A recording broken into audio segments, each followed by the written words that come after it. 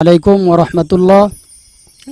আপনাদের মাঝে আমার একটি কথা, আমরা বহুদিন যাবৎ দেখতেছি ইউটিউব এবং ইন্টারনেটের মাধ্যমে বহু কিছু ছড়িয়ে পড়েছে। এর ভিতরে একটা জিনিস লক্ষ্য করতেছি, যেমন নায়ক শাকিব খান বাহির থেকে আসছেন, ওনাকে দেখার জন্য বহু মানুষ বহু জায়গার থেকে এসে ছড়িয়ে পড়েছে। এর ভিতরে একজন মেয়ে তাকে দেখার জন্য অনেক দূর থেকে এসেছে। আসার পরে ওই মেয়ে তাকে বলতেছে আই লাভ ইউ, তো শাকিব খান নিজে বলতেছে আই লাভ ইউ টু। এখন এই আই লাভ ইউ এর ভিতরে যে কথাটা হয়েছে আই লাভ ইউ, আমরা এই সম্পর্কে হুজুরের কাছ থেকে কিছু জানবো যে শরীয়তের বিধানটা কি। যে অত্যন্ত সুন্দর একটি প্রশ্ন, বাহির থেকে আমাকে অনেকে প্রশ্ন করছে। ইনশাল্লাহ আজকে আমি প্রিয় সুধী আপনাদের সম্মুখে কিছু প্রশ্নের উত্তর নিয়ে আসছি।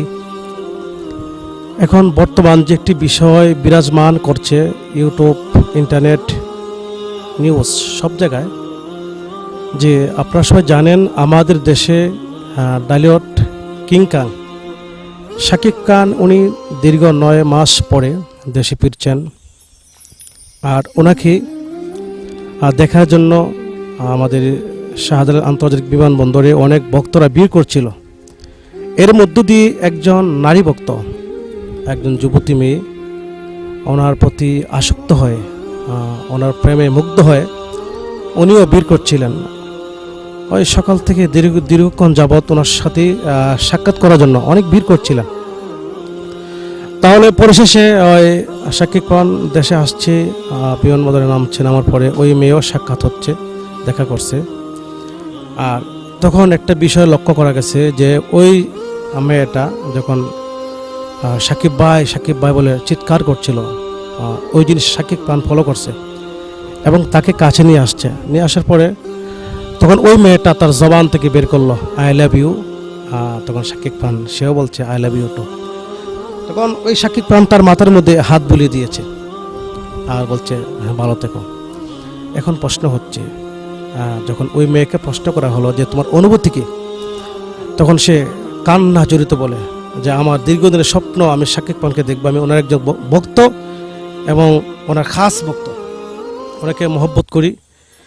যে এখন কথা হচ্ছে, যেহেতু ইসলাম নারীকে ঘরের ভিতরে থাকার বিধান দিয়েছে, এখন সে নারীটা পর্দা লঙ্ঘন করে সে এভাবে আসছে, একটা পর্দা খেলাপ করে পর্দার বাইরে আসছে। আবার এসে শুধু তা না, সে অসংখ্য পুরুষের সামনে সে ওইখানে প্রবেশ করছে, শাকিব খানের সাথে সাক্ষাৎ করেছে।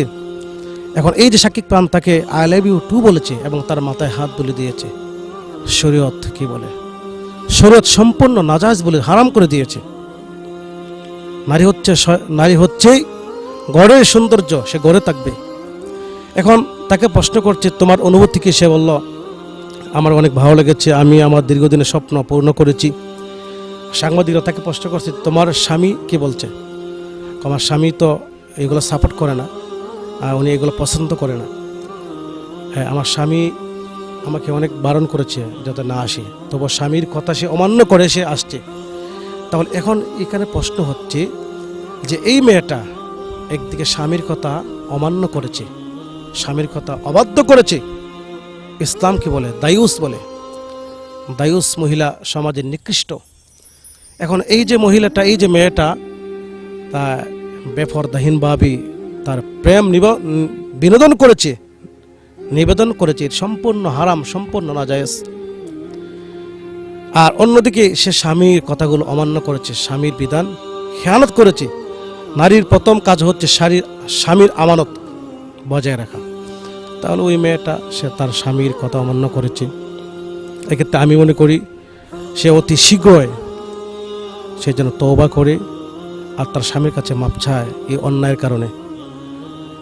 তাহলে আল্লাহ অবশ্যই তাকে মাপ দিবেন, না হয়তো তাকে মাফ করার কোনো সিস্টেম নাই, কারণ যে একটা অজঘন্য কাজ করেছে।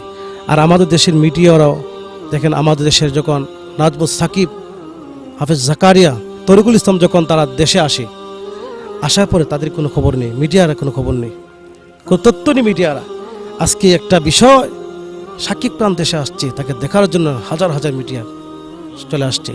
তাহলে আমাদের দেশের যে ছেলেরা কোরআনে বিজয়ী হয়ে কোরআনের সম্মান অর্জন করে দেশের মাঝে ছড়িয়ে পড়ে, তাদের কোনো মিডিয়া নেই।